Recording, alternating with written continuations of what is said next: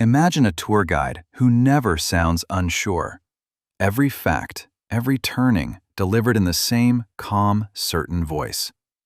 On a sunny afternoon walk, that's lovely. If they get something wrong, you just double back. No harm done. Now put that same guide on a mountain path in thick fog. Same confident voice, same certainty in every instruction. But here, one wrong turn said with a smile is not a small thing at all. That gap between how sure something sounds and how sure it really should be is what we're exploring today. A lot of machine learning tools have a habit of being, as people like to say, confidently wrong. They hand you a firm, steady answer, and the answer is simply mistaken. When you're tidying up an email, that's harmless. You check it, you undo it, you move on. But move that same habit into a hospital, and everything changes. When a model reads a medical scan, its answer can flow straight into real decisions. What to treat, what to test for, how closely to watch a patient in the months ahead. A confident mistake there can matter a great deal. You might think the fix is easy. Teach the tool to hedge, to say, "I'm not certain," or "this part is shaky." And for a tool that answers in words, that really does help. But some medical tools don't answer in words at all. They answer by drawing. They take a scan and they color it in. And a drawing has no room to whisper a doubt. It is one bold line inked across a map, looking just as certain whether the guide truly knew or was quietly guessing. So a group of researchers set out to give that drawing a voice for its own doubt. And to see how, we first need to look closely at the kind of picture they were working with. So, the picture they were working with. Let me show you what it actually is. Imagine a tall, many-layered cake set behind a pane of glass so you can only ever see it from the side. You can't cut it, you can't touch it, you can just look at that thin cross-section. Each layer is a different color, a different texture, stacked one on top of the next. That side-on view is roughly what this kind of scan gives a doctor. The scan is called an OCT. It uses light, not radiation, to capture a thin slice straight through living tissue without ever touching it. In eye care, that slice is taken through the retina, the light-sensitive surface at the back of the eye. And just like the cake, the retina is built from many fine layers, each stacked on the last, each with its own job. Now here's why those layers matter so much. In a healthy eye, each layer has a familiar thickness and shape. But in certain diseases, a layer might thin out, or swell up, or buckle out of place. So the doctor isn't only asking, "Does this look wrong?" They're asking sharper questions. Where exactly does this layer begin and end? How thick is it? And is it changing scan after scan, month after month? To answer that, someone has to trace the boundary between every layer by hand, like carefully drawing a line between the sponge and the cream on our cake. And not on one slice, but across dozens of them from a single eye. It is slow, delicate, expert work, and it has to be repeated again and again. Which is exactly the kind of patient, repetitive tracing a machine can take over. So in recent years, computer vision has stepped in to draw those boundaries automatically, and on the whole, it does the job well. But remember the trouble from before. The machine hands back its neatly colored slice, every layer outlined in firm, confident strokes. What it never tells you is which of those lines it was sure about, which it was guessing at, and which it more or less invented because the image was too murky to read. And that quiet gap between a confident-looking line and a genuinely trustworthy one is the thing the researchers most wanted to expose. So they wanted the picture to admit its own doubt. But doubt isn't just one thing. It comes in a few different flavors, and to read the scan well, you need to tell them apart. Think of a diving competition. A diver leaps, twists, and slips into the water, and a panel of judges holds up scorecards. But here's the clever bit. You don't just learn from the average score. You learn just as much from how the cards disagree with each other. The first kind of doubt is the simplest. For every single point on the image, the model is really choosing between several possible labels. Is this spot part of layer 1, layer 2, the background? Internally, it doesn't just pick one. It holds a whole spread of percentages, 90 in favor of one layer, 8 for another, 2 for something else. Normally, only the winner gets shown, and all that rich detail is thrown away. So the first move is simply to keep it, to carry those percentages forward so you can see not just the chosen label, but how strongly it was chosen. The second kind is more interesting, and it comes straight from our judges. Imagine we don't ask the panel once. We ask them over and over, each time nudging them to think slightly differently. If they all keep landing on the same score, the model is on firm ground. But if the same dive gets wildly different cards each time, something is shaky.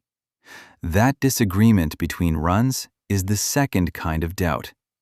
It tends to flare up when a scan looks unlike anything the model trained on, or when the image is odd or poorly captured. The good news? Feed the model broader, richer training, and this kind of doubt can shrink. The third kind is different in a subtle but important way. Picture a dive so blurred by splashing water that every judge, calm and experienced as they are, simply can't see it clearly. Now the cards agree, but they all agree on a shrug. They're consistently unsure. That's not the panel's fault, and it's not about needing more practice. The problem is baked into the murky footage itself. This third doubt comes from the data. A noisy scan, a faint boundary, distorted tissue. More training barely helps because the answer just isn't there to be found. Two kinds of doubt, then, that the model can lower with better learning, and one it cannot, because the limit lives in the image. And once you can pull those apart, a quiet question appears. How do you actually build a model that produces all three? So how do you build a model that doesn't just answer, but shows how unsure it is?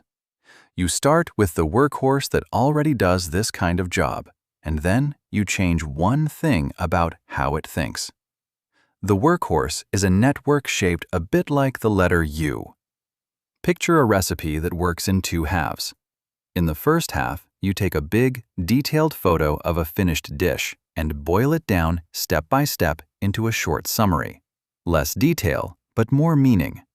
By the end, you're left with just the essence. This is the bottom of the U.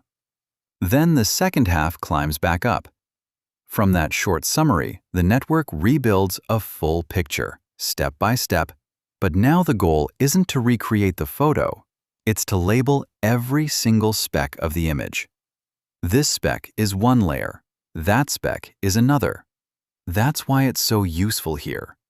It doesn't just say what the picture is. It makes a decision about every tiny point in it. There's one more trick.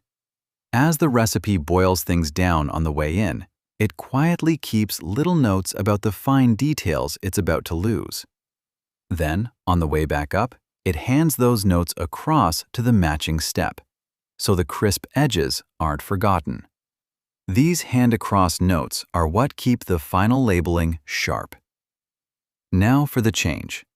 In a normal version of this network, every internal setting is a single fixed number, baked in once during training and never moved. Think of a recipe that says, exactly 200 grams of flour. Always. But here, the researchers swap each of those fixed numbers for a small range instead. Not 200 grams, but roughly 200, give or take. Each setting becomes a little cloud of possible values, with a center and a spread rather than one hard figure. And that small change unlocks something powerful. Because every setting is now a range, you can bake the very same image many times, drawing slightly different values each time. The researchers do exactly that. They run the same scan through 64 times, each pass pulling a slightly different recipe from those clouds. That gives 64 slightly different labeled pictures of one eye. Then they blend them. The 64 are averaged together into one combined map, and for each speck, the label that came up most often wins. That blended result is the final answer. But those 64 passes are about to do something far more interesting than just vote. Because how much they agree or don't is exactly where the doubt is hiding. So we have 64 versions of the same labeled scan.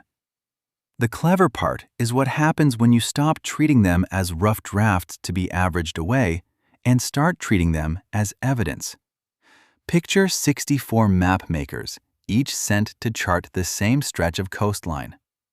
Lay all their maps on top of one another on a glass lightbox and shine a light through.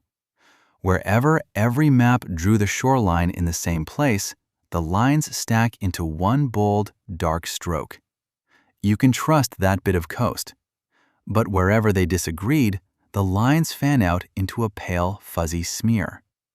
And that smear is precious because it shows you exactly where the map makers weren't sure. That is how the system turns 64 guesses into a measurement of doubt. Where the passes line up, confidence is high. Where they scatter, it flags that spot as uncertain. And remember, it can sort that scatter into the two kinds we met earlier. Disagreement between the runs points to the model itself being unsure. Spots that stay murky no matter what point instead to a fuzzy original image. Now, here's where it gets genuinely useful, because the system doesn't just report the doubt, it acts on it in two ways. The first is a tidy-up at the level of the whole scan. If an entire image comes back drenched in that model-style uncertainty, that's a red flag. It probably looks nothing like the scans the model learned from, so the system can raise its hand and say, "This one's odd. A human should take a closer look," rather than quietly guessing and moving on. The second is a finer cleanup, point by point. Sometimes a result has tiny specks of nonsense, a few stray dots of the wrong label in the wrong place. The system spots that these specks are both small and highly uncertain, and gently rubs them off the final map, like an eraser tidying smudges. So, does all of this actually work? The team tested it on 2 collections of real eye scans and lined up 3 contenders: a plain network, a fuzzy one without the cleanups, and the full fuzzy version with them. And the headline result is a quiet one. The full system was about as accurate as the plain one, not dramatically better at the drawing itself. But accuracy was never really the point. The prize was trust. This version can wave a flag over a dodgy scan. It can tidy away little errors on its own. It reliably grows less confident exactly where it's more likely to be wrong. And it can measure a layer's size while keeping the model's own hesitation separate from real differences between patients. And that's the shift worth remembering. We didn't just get a tool that draws. We got one that knows and admits when it isn't sure.